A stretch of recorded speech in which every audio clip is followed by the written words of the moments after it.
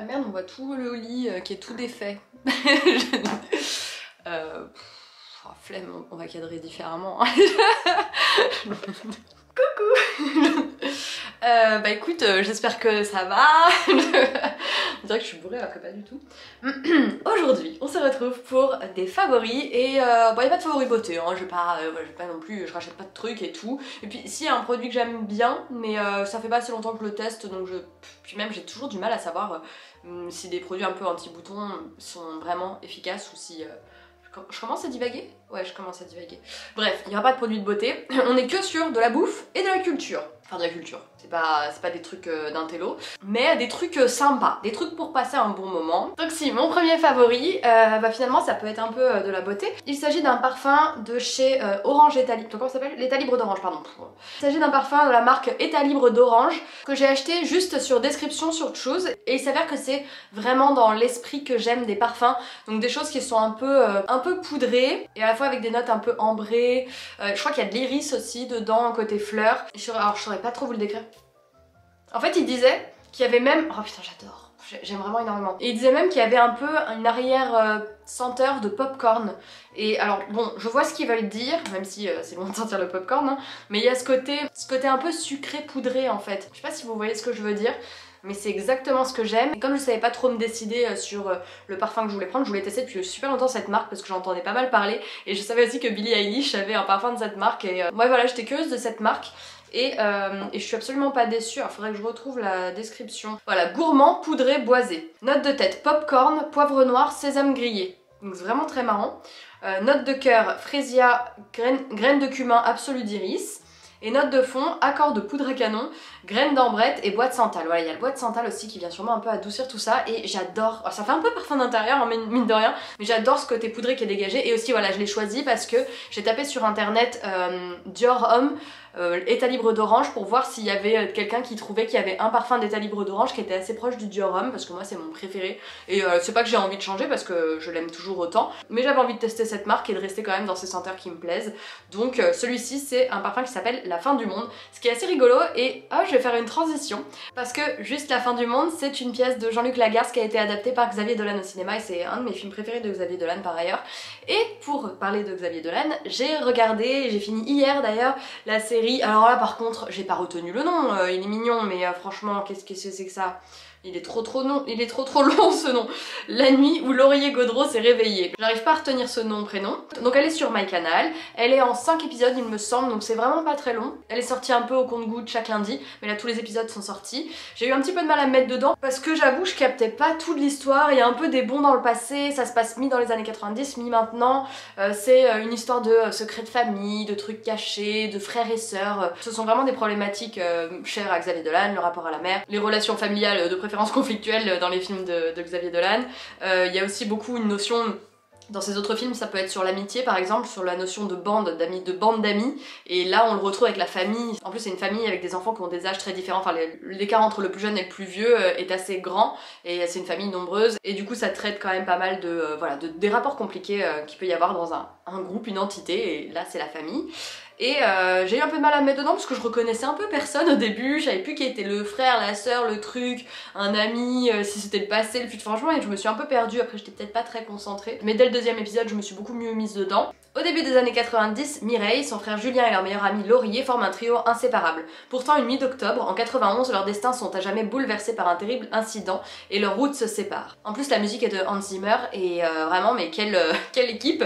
Bon, Xavier Dolan, comme d'habitude, il est un peu sur tous les fronts, donc il est à la réal, il doit produire, il est acteur, il est au montage et un peu au costume aussi comme souvent, enfin quasiment toujours sur ses films. Franchement j'ai adoré, si vous avez Canal je vous conseille de regarder la série, ça se regarde assez vite. Moi j'ai mis un peu de temps à entrer dans l'histoire mais après on se fait embarquer. Il y a des scènes à la Xavier Dolan où moi voilà je vais pas non plus m'étaler, j'en ai énormément parlé déjà, que ce soit sur Instagram ou même ici sur YouTube quand je vous parlais de ses sorties cinéma, mais je suis à chaque fois bluffée en fait par la sobriété. Au début il l'était pas, maintenant il l'est beaucoup plus. En fait ce que j'aime c'est qu'il arrive à retranscrire des émotions, il arrive à vraiment mettre en image des choses qui sont très profondément dans ton cœur ou dans ta tête. Et moi j'ai jamais ressenti ça au cinéma. Alors au cinéma t'es ému, tu vois, tu t'es triste, t'es machin, tu ressens des émotions. Mais des émotions un peu simples on va dire. Là lui je trouve qu'il arrive à retranscrire des états émotionnels en fait. un truc très précis. Et pour vous donner un exemple concret, il y a une scène dans un club avec de la musique du monde, des gens qui rient, il y a un show sur scène, tout. Il y a une scène de karaoké et tout machin. Et en fait moi j'aime beaucoup sortir, j'adore rire, non mais j'aime beaucoup rencontrer des gens et tout, je suis un peu les deux. À la fois s'il y a une vibe qui me plaît pas, ou si je suis pas très à l'aise, ou si ça matche pas avec les gens tout simplement, je vais pouvoir complètement switcher et être une toute autre personne et me renfermer. Et pas réussir en fait à me mettre dedans. Après il y a juste des fois où je suis fatiguée, bon voilà, il y a tous les états, mais il y a vraiment des fois où ça va pas, ça matche pas, j'arrive pas à me mettre dedans, je suis pas à l'aise, il y a trop de monde, il y a du bruit, j'ai juste envie d'être seule et tout, et je suis pas, voilà. Et pourtant je fais pas spécialement d'anxiété sociale ou de choses comme ça, hein. C'est vraiment juste un état, voilà, au feeling. Et quand t'es dans cet état d'esprit là, je sais pas vous, mais t'as l'impression d'être en dehors de ton corps. Moi j'analyse souvent la situation, et je vois comme des gens qui bougent, et là je pars dans une réflexion insupportable où je suis en dehors de mon corps, et je regarde les gens s'amuser et me dire mais... est-ce que ces gens ils s'amusent vraiment? Est-ce qu'ils aiment vraiment là cet échange un peu des fois superficiel avec les gens? Est-ce qu'on n'est pas là un peu pour oublier des trucs de la vie? Et je pars vraiment en truc un peu méta comme ça. Et je me demande si on n'est pas dans une espèce de farce où tout le monde fait semblant de s'amuser alors qu'en fait c'est un peu pour fuir des trucs. Ou... ouais, il y a des fois où je vis complètement la fête quoi, et il y a des fois où je vais être complètement en dehors de tout ça et me dire mais à quoi bon? Enfin qu'est-ce qu'on fait? Qu'est-ce que c'est? Qu'est-ce qui se passe? Et là il y a une scène dans la série où la protagoniste est dans une soirée et tout est au ralenti je crois. Alors ça pour le coup ralentir le temps c'est un peu classique comme procédé cinématographique on va dire, mais je sais pas, il recadre sur ses yeux, sur des émotions, sur un rire. En plus Xavier Dolan je trouve qu'il joue terriblement bien, et du coup il y a un plan sur lui qui fait un truc, enfin c'est hyper nature, franchement j'ai l'impression de vivre les choses, en fait j'ai l'impression d'être dans l'instant et de ressentir les émotions des personnages. Après voilà, vous avez peut-être trouvé que j'en fais des caisses par rapport à la série, et la série c'est elle est super, mais je vous dis pas que c'est le truc qui m'a transcendé dans ma vie etc, mais c'est juste moi Xavier Dolan, son cinéma m'émeut. Je peux typiquement avoir les larmes aux yeux pour une scène de deux personnages qui se disent des choses sincères, avec des temps de pause, des temps de silence et tout, enfin vraiment je suis conquise, convaincue, tout ce que vous voulez, mais en tout cas je vous la conseille. J'ai énormément parlé, c'est insupportable. Allez, on fait une petite pause bouffe. Mes favoris sont les pains au chocolat de chez Picard, je les ai terminés. Je me suis dit est-ce que je les mets dans les produits terminés? Non mais vraiment, tu vois il y en a 6, moi j'en prends 2 quand je vais au petit déj, hein. Du coup ça me fait 3 petits déjeuners. Et alors franchement, pour moi qui prends souvent toujours le même petit déj, là je me mets un peu à alterner. Petit porridge, petite tartine de beurre, et de temps en temps, alors, j'ai pas vraiment, je le fais, je sais pas, ouais bah peut-être que 2-3 fois par mois je le fais, bon voilà, j'ai pas du tout envie de me bouffer des pains au chocolat tout le temps, mais des fois, un petit dimanche un peu chill, un petit samedi un peu chill, un petit lundi un peu compliqué, je ne sais pas, voilà, un moment où t'en as besoin, tu vois, le pain au chocolat, moi je trouve que c'est toujours une bonne idée. T'en as dans ton congèle, tu vois. Non mais j'aime beaucoup. J'aime beaucoup. J'ai beaucoup aimé. Non mais vraiment j'aime beaucoup. Ça se fait vite, c'est 18 minutes, c'est 16 minutes même en four tournant. Et du coup c'est très rapide, pratique, ça fait plaisir. Moi c'est dans mes highlights, maintenant ça fait partie de mes petits plaisirs comme ça, de temps en temps du matin. Voilà. On passe à du fun, de l'humour, j'adore rire. J'ai vu le spectacle de Roman Frécinet un soir où j'allais pas très bien d'ailleurs. C'est un soir où je me suis dit, j'ai eu des petites angoisses, des trucs où je me disais, ah qu'est-ce qu'on va faire dans l'avenir de la vie et tout, ça fait un petit peu peur tout ça. Et je me suis dit ouh le mood il est pas bon. J'ai vu sur MyCanal le spectacle de Roman Frécinet. On y va, c'est parti. Et du coup je l'ai lancé, un peu sans grandes attentes parce que je le connais très peu, je connais un petit peu ses chroniques qu'il fait sur Canal, mais j'avais jamais vu de sketch vraiment à lui, j'avais vu que ses pastilles, donc c'est quand même très différent. Et j'ai été très agréablement surprise, c'était super bien, alors je vais pas pouvoir vraiment vous le décrire ou vous faire une grosse critique là, parce qu'en plus c'était il y a plus d'un mois que je l'ai vu maintenant, mais j'ai beaucoup ri et je suis assez difficile quand même en spectacle de stand-up, one man show, tout ça, moi j'adore rire dans le quotidien, les blagues, un peu de l'instantanéité etc, ou des gens sur des plateaux télé ou au cinéma, une bonne réplique bien sentie et tout, mais sur les one man show je suis pas très cliente, j'en ai pas vu, j'ai vu que Chris Esquer sur scène, donc c'est quand même un peu pointu, mais sinon j'aurais jamais eu l'idée de prendre des billets pour voir Gad Elmaleh ou Florence Foresti ou enfin même leur début, etc. Ouais, c'est pas un réflexe pour moi, c'est pas une habitude. Et j'ai été très agréablement surprise, ils trouvent des petits trucs de la vie à croquer. Le dessin, enfin tu vois, pour vraiment un peu grossir le trait. Et je trouve qu'il va sur des thématiques qu'on a un peu moins entendues. Parce que je sais pas, j'ai l'impression que, voilà, pour moi, c'est ça qui me saoule aussi dans le stand-up, c'est je trouve que les thématiques reviennent un peu souvent, c'est un peu toujours les mêmes choses. La parentalité, les enfants, je sais pas, le répondeur, les trucs, je sais pas, la technologie, les relations amoureuses et tout. Et là, je trouve que, déjà, il fait rire sans se moquer.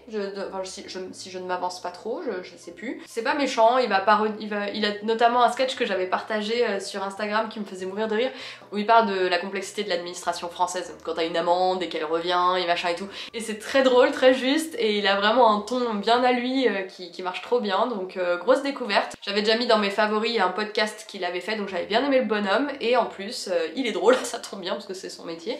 Mais vraiment, je vous le conseille, si jamais vous avez envie de rire, spectacle de Roman Frécinet. Pas noter le nom du spectacle. C'est quoi le nom du spectacle? Ah, ça s'appelle Alors. Son spectacle s'appelle Alors. Et là, il est en tournée visiblement avec son nouveau spectacle. Ah, j'aimerais bien le voir, mais bon, ça doit être complet vu le succès qu'il a. J'avais vu aussi le spectacle de Panayotis Pasco, qui était vraiment très cool aussi.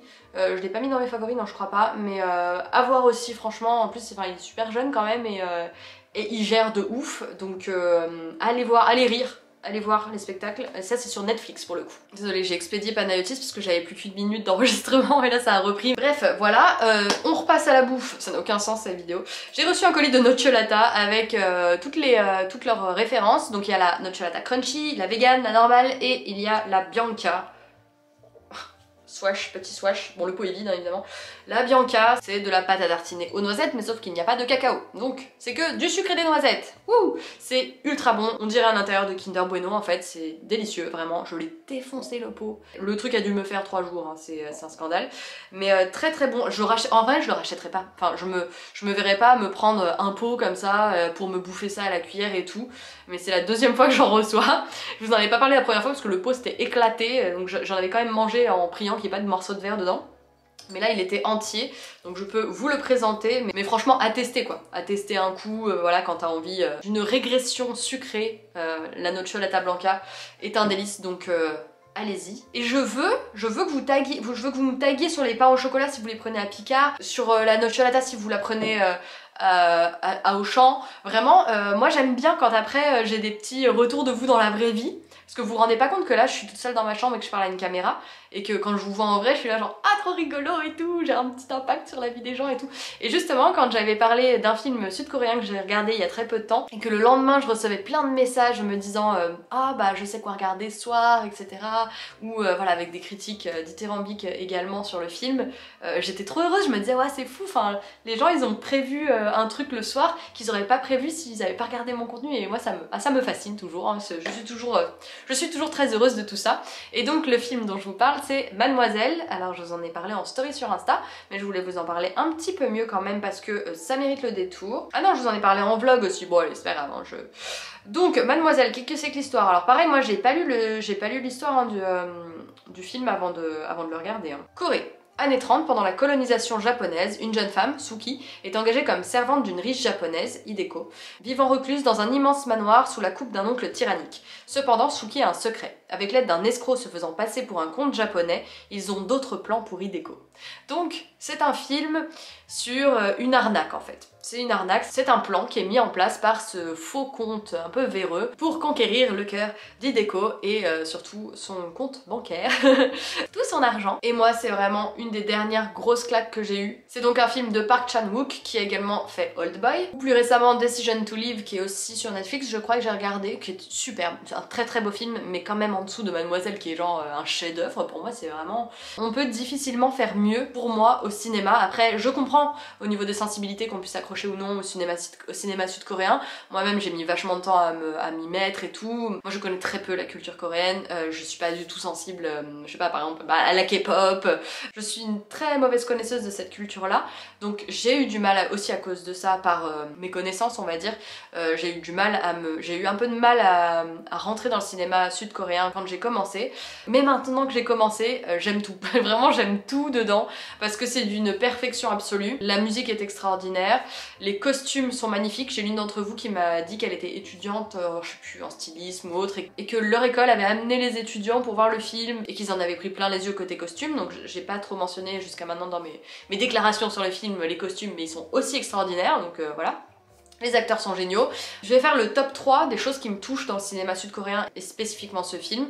En premier, c'est toujours une histoire très facétieuse. En fait, il y a plein de petits retournements. C'est malin en fait, c'est facétieux, c'est intelligent, ça joue avec le spectateur, ça te fait croire des choses et ça te montre d'autres choses. Tu peux avoir de l'empathie pour un personnage et peut-être un peu après le détester parce que t'as pas la même vision, etc. Et je pense que le numéro 1 dans ce que j'aime dans ce cinéma-là et dans Mademoiselle, c'est qu'on se joue de moi, qu'on se joue du spectateur, ça me plaît beaucoup. Le deuxième qui me plaît énormément, c'est l'esthétique. Je vais le mettre en deuxième parce que je suis quelqu'un de visuel. J'aime les jolies choses, les jolis plans, les jolies images, la photographie. Et là, à chaque fois, je crois que dans Mademoiselle, il n'y a pas un plan qui ne pourrait pas être une photo que tu peux accrocher chez toi. Une photo d'art, un tableau, les cadrages sont merveilleux, les couleurs sont superbes. Même à un moment, il y a des objets qui sont détruits, je peux vraiment pas spoiler. Et ils jettent de l'encre rouge. Et en fait, tout le plan est très jaune, et puis t'as le rouge qui vient trancher et tout. Enfin, tout, mais c'est incroyable. Même le truc se passait, j'étais là, waouh, mais c'est parfait visuellement, c'est impactant et tout. Et moi je trouve que ça m'a pas sorti du film non plus, ce que je disais, parce que après quand il y a des choses un peu trop parfaites comme ça que tu remarques, peut-être que tu vas t'arrêter trop sur tous ces petits détails en disant ah c'est intelligent et ça va te sortir de l'histoire, mais c'est pas le cas.